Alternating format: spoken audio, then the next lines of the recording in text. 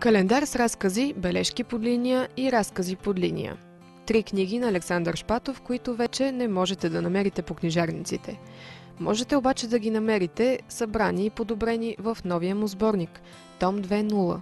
Да не се бърка с Том 2. Том 2.0. Ако беше Том 2 само, първо всеки ще да пита къде е Том 1, който го няма. А Том 2.0 всъщност до последно беше Том 2. Обаче в последния момент реших, че е някакси много по-точно да се казва Том 2.0, което на компютърен език значи това. Нали? Има една програма, тя по някакъв начин се развива и новата версия се означава така 2.0. И в тези разкази, които стъпват естествено основата на първите ми 3 книги, много от нещата наистина са променени, така че да изглеждат по нов вариант. Нали? Много често програмата се счита за нова по този начин. Нали? Така че много от нещата са преработени вътре, допълнени, изчистени от бъгове, също така както компютърен термин, ако мога да използвам. Като почнах да ги събирам нещата на куп, то някакси като ги четеш, виждаш вече, че се променило и по някакъв начин ти е по-интересно друго и така реших да ги пооправям.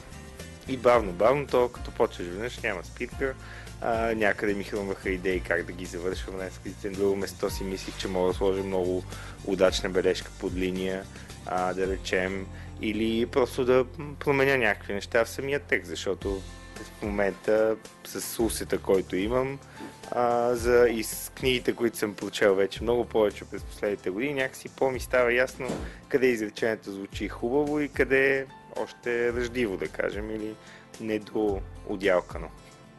Разказите на Александър Шпатов се четат бързо и с лекота. Едва ли само заради подобрената версия. Кратките градски истории от Том 2.0 ни отвеждат на различни места. От улици, по които стъпваме всеки ден, до градове, за които може би само сме чели. Дори тогава обаче ще разпознаем човека, който бели слънчогледови семки по улиците на Щутгарт, или момичето в Бостън, което връща чифт скъпи обувки в магазина. Защото в героите на Александър Шпатов винаги живее по някой спомен, навик или проблем, който познаваме.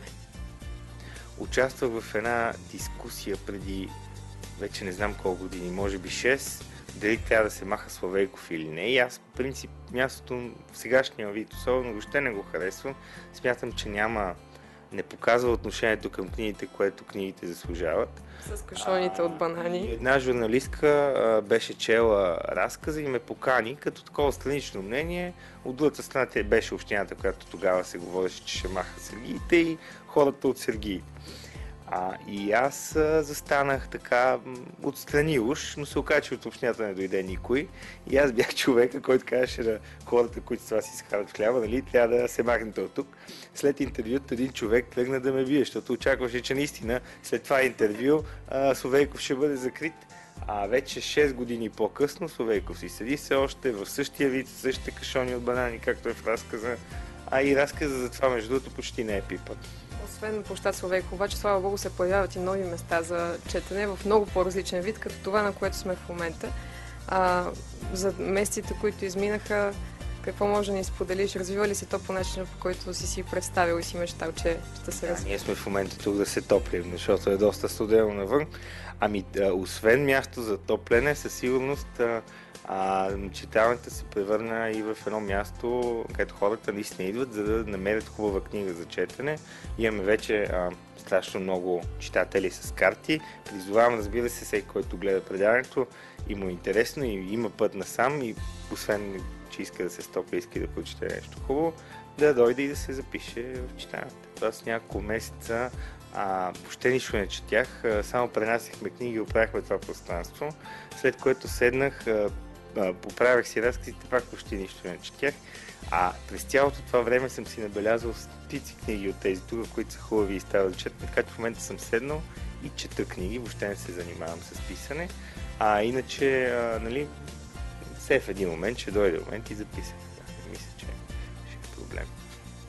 Стига да дойде подходяща идея. Вместо да каже човек, че имам 5 книги, вече имам само 2. Смалих бройката, или първите 3 успях да ги сваля до една и имам на живо от София и Том 2.0. Това са ми книги, така че вече съм компресирал. Точно както в програмите, нали? Те се гледат да вземат колкото по-малко място може, така и вече аз съм компресирал, ако може да се каже, разказите, които съм написал. Само до това спомням.